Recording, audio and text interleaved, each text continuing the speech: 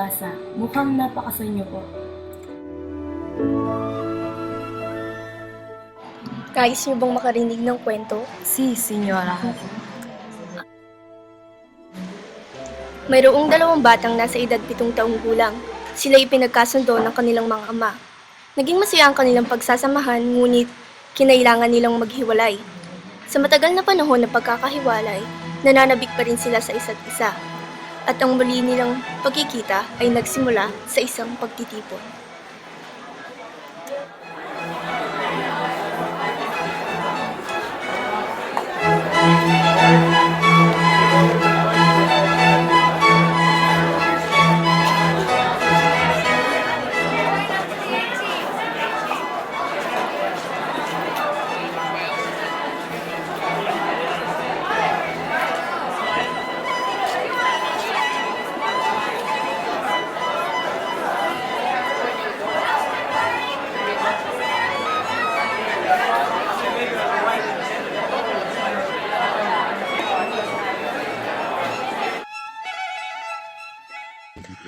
Pagkatapos ng 20 taong panunungkulan at nang ako'y umalis, sinong nagatid sa akin? Ilang matatandang babae at ilang hermano tersero. Wala pong kinalaman iyan sa desestan ko ng tabako. Hindi ba kayo nakakaintindi? Di nyo ba alam na mali ang pagbabaong ginawa ng mga ministro? Naniniwala ba kayo? Gaya ng paniniwala ko sa Ebanghelyo, ang mga Indio ay mapagpabaya. Patawarin ninyo ako sa di ko pagsang-ayon. Ang inyong sinasabi pumupukaw sa akin damdamin. Likas na sa mga taong iyan na mapagpabaya at nagkakamit sa pamamahala ng mga nanakop. Yan ang aking narinig sa isang manlalakbay. Sila ruhang magpapatunay ng mga Indio'y mangmang. Yan ang totoo. Wala nang higit sa kamangmangan ng mga Indio at kawalan ng utang na loob. Kapag ako'y nagpahukay, sa bakay ng erehe na kahit ang hari walang karapatang makialam. Ang general ay isang kinatuwa na hari. Buhuin mo yung sinabi, kung hindi, malalaman din iyan ng general.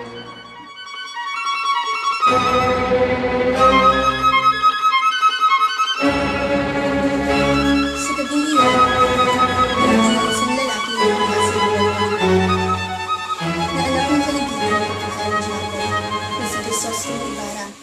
Hinahangaan at hinaiinitan siya ng marami.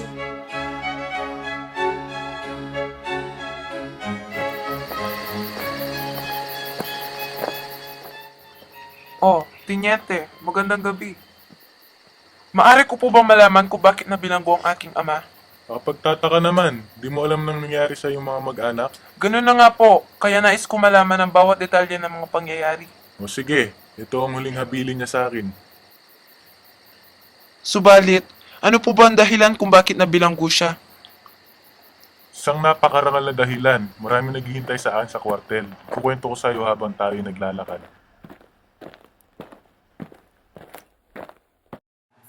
Isinalaysay ni Teniente Guevara ang mga pangyayari kay Crisostomo Ibarra. Mukhang nalungkot ka sa pangyayari. Kung may nais ka pang malaman, itanong mo kay Kapitan Tiago. Magandang gabi.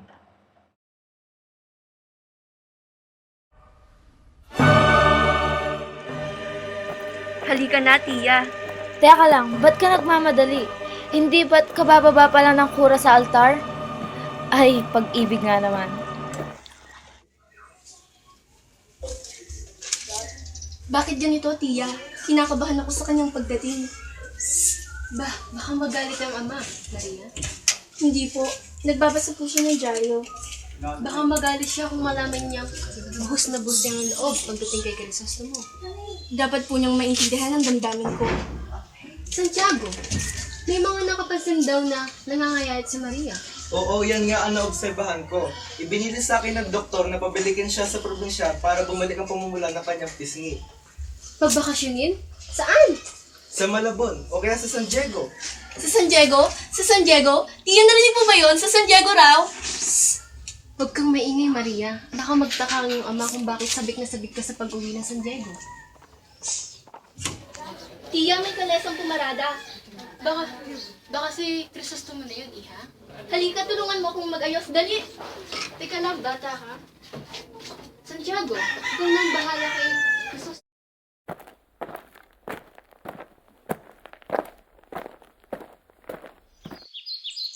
Kumusta ka na, Crisostomo? Kamusta na ba na pananatili mo sa Europa? Ito ay naging maganda sapagkat marami akong natutunan sa kanilang kultura at pananaw.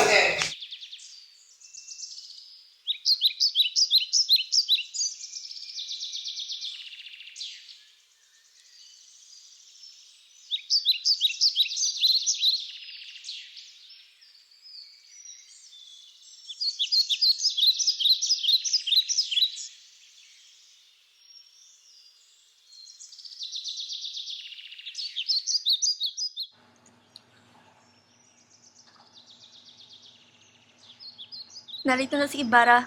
Matagal ko nang hinihintay ang pagkakataong ito.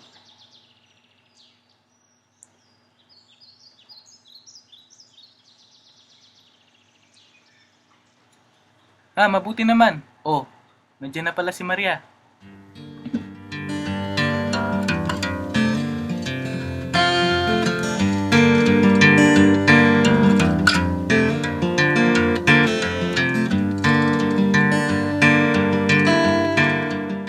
Maria, Maupo muna kayo.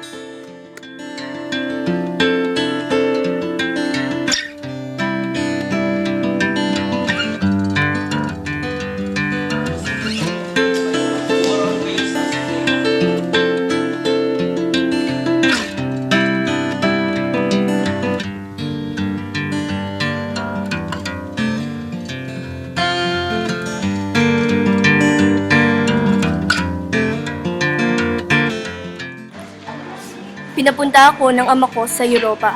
Makabubuti raw na ito para sa kinabukasan ko. Mayroon daw akong mga bagay na matututunan doon na hindi ko raw matututunan dito. Kailangan ko raw makita ang mga problema sa paligid. Kung mamamatay raw siya, matutulad daw ako sa sinabi ni Balagtas. Sinabi ko kay Maria na di kita may iwan. Pero sinabi ng aking ama na may katandaan na siya at obligasyon niyang ihanda ako sa hinaharap.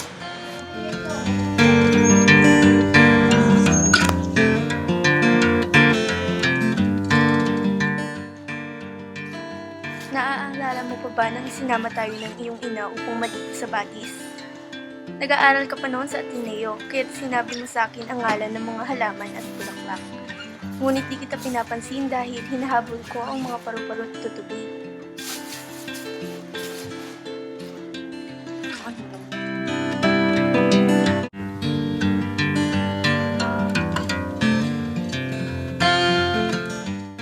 may papakita ako sa'yo.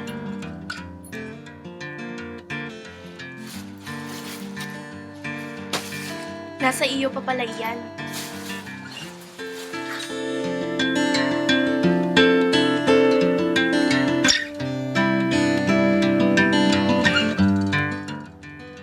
Hindi ko ito maaaring malimutan, pagkat ito na lamang ang natitira mong alaala.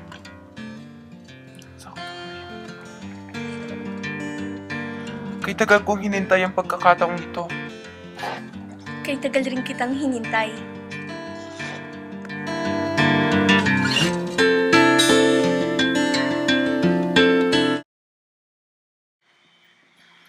Naghanda ng masarap na hapunan si Sisa para sa kanyang mga anak. Bagay na hindi nila madalas matikman sa kanilang buhay. Inihain niya ang paborito ng mga bata, tuyong tawilis at sariwang kamatis para kay Crispin, at tapang baboy damo at isang hita ng patong bundok naman para kay Basilio, mula sa kagandahang loob ni Piloso Potasio.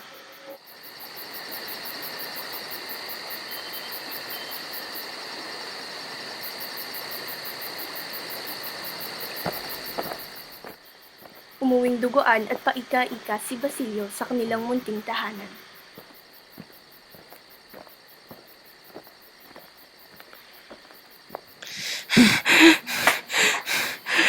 Anong nangyari sa'yo? Nasaan ang kapatid mo? Nasaan si Crispin? Nay, naiwan si Crispin sa kumbento. Ako'y nakatakas lang po. Halika, mahiga ka dito. Gagamutin ko ang iyong sugat.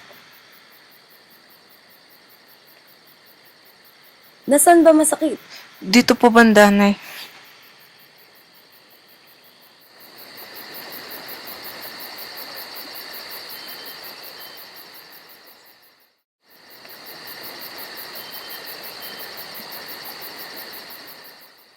at isinilaysay ni Basilio ang bawat detalye ng mga pangyayari. Naroon lamang po ako sa kampanaryo nang biglang hinila ng kurang aking kapatid. Pinagbintangan si Crispin na nagnakaw ng ginto kaya't siya pinagpapalo. Sa sobrang takot, tumakbo na lamang po ako. Nang bigla akong narinig ang masasakit na sigaw ni Crispin. Ako'y nakatakas ang di man lang siya napagtanggol. Patawarin niyo po ako, Nay.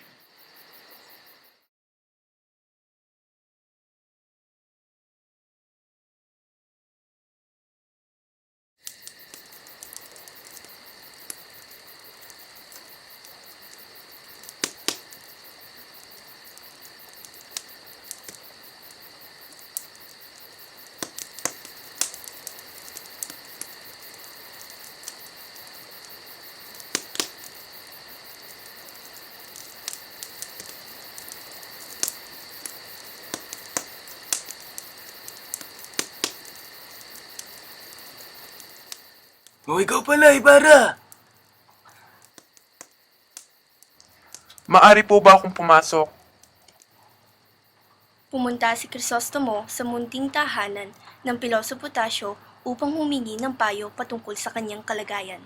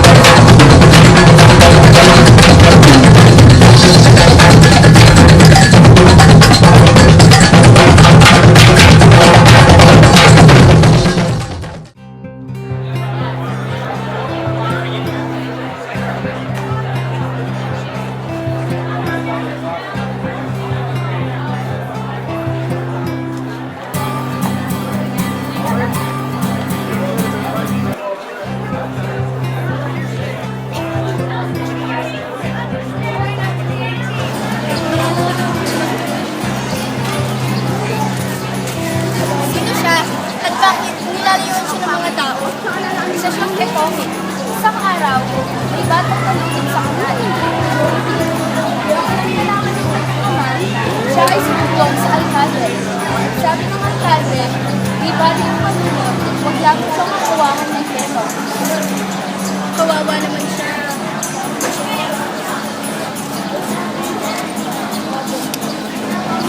Bakit mo ibinigay ang lakit? Wala lang siya. Bakit mo ito ibinigay? Hindi naman niya ito makakain. Huwag silbi lang sa tingin, ibibigay sa isang katongin. Ano mong bagay ay pinandidingan ng mga tao.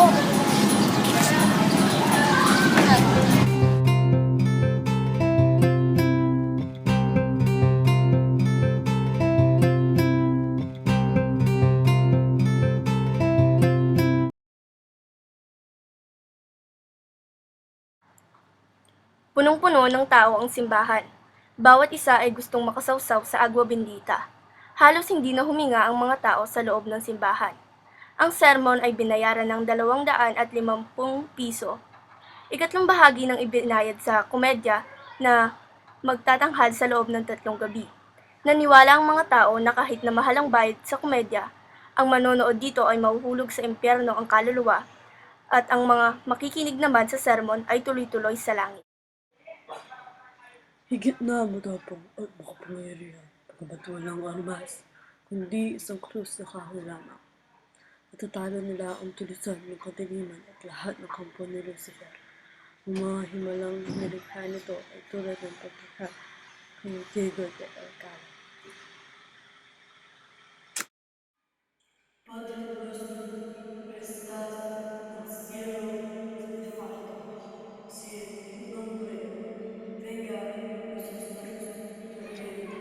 Pinatunayan ni Padre Damaso na kaya niyang magsermon sa wikang Kastila at Tagalog. Humanga si Padre Sibila sa pagbigkas ni Padre Damaso at si Padre Martin ay napalunok ng laway dahil sa alam niyang higit na magaling ang pambungad na iyon sa kanyang sariling sermon. Dios hoy, nuestro Padre de cada día, en todas nuestras defensas, como también nosotros, indios, los defenden a los desdichados.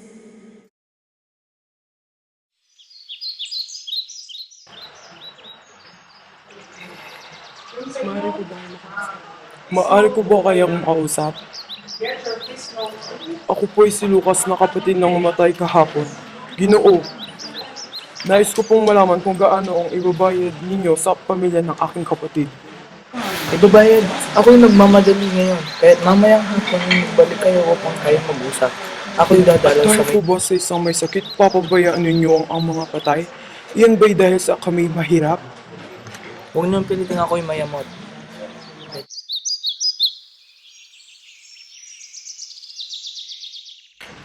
Kapag malaki ang ibabayad mo ay magkaibigan tayo.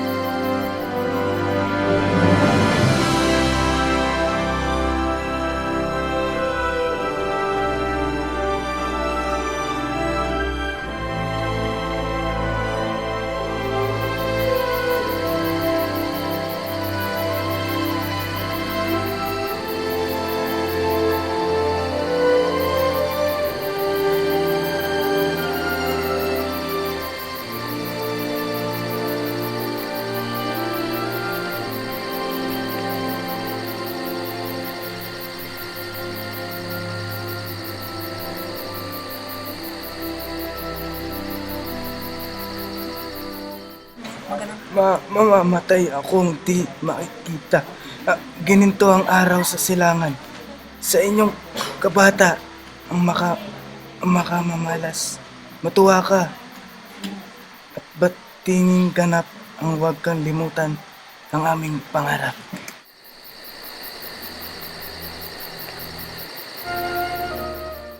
Sama.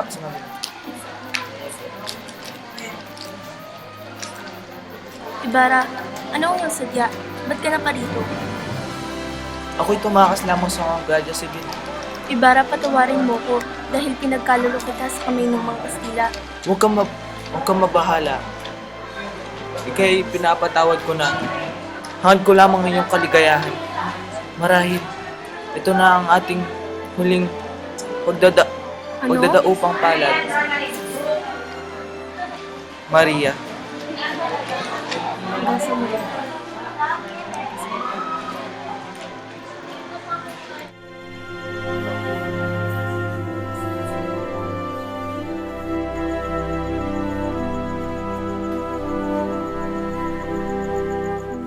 Te amo, Maria.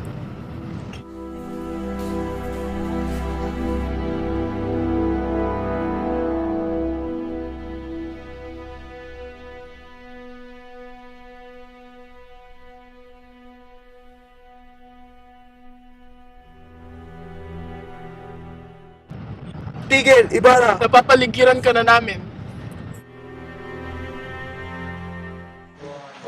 At yun na ang huli nilang pagkikita. Hindi na po ba talaga sila nagkita? Saan naman po nagtungo si Crisostomo Ibarra? Ano naman po ang nangyari kay Maria Clara?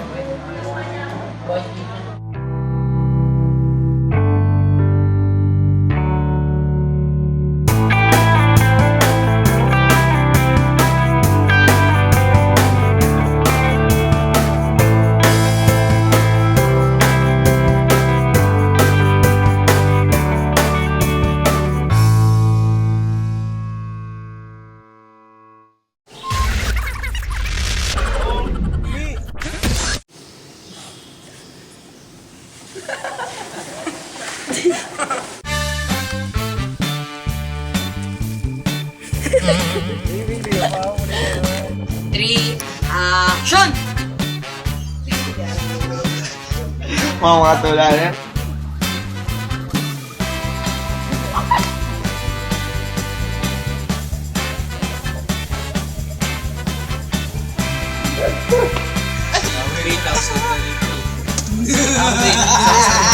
May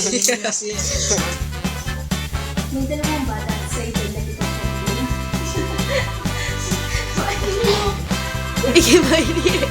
Nakalimutan ko ang tunay na pakay ko dito.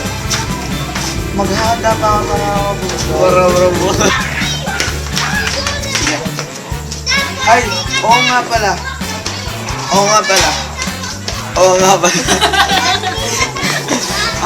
Ayan na naman ang sulo, kaya na medyo madalim-dumi. Na, sulo.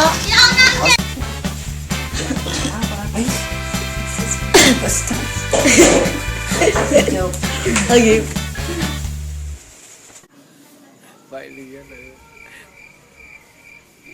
Yung pera! Yung pera!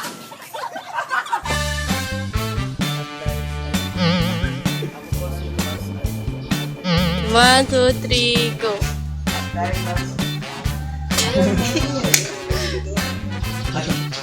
dahil ba...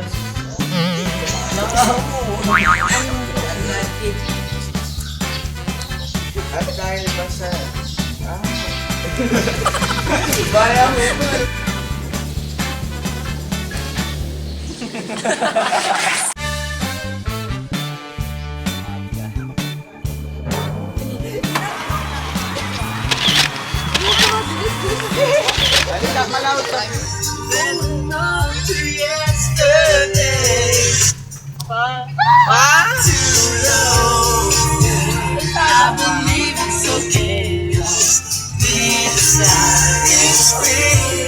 I lay my love on you.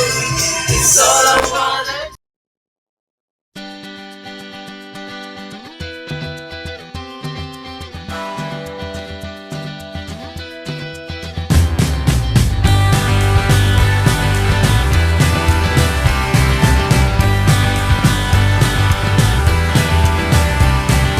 We were born with sun in our teeth and in our hair. When we get bored, we like to sit around